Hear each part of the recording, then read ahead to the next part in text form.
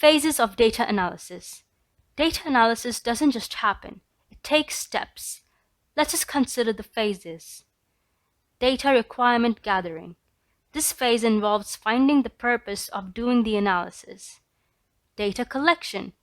This phase involves the collection of data based on requirements. Data cleaning. I personally call this filtering. Data analysis. This process will follow you've collected, cleaned, and processed the data. Data interpretation. You interpret already analyzed data. In this phase, you're spoiled with choices because you get to choose the best method that suits you to interpret the data. It could be in the form of a table, graph, or simply in words. Data visualization.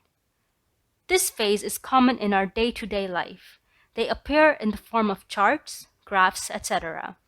Data visualization is usually used to discover new or unknown facts and trends. Like and subscribe to this channel if you want to receive more videos like this.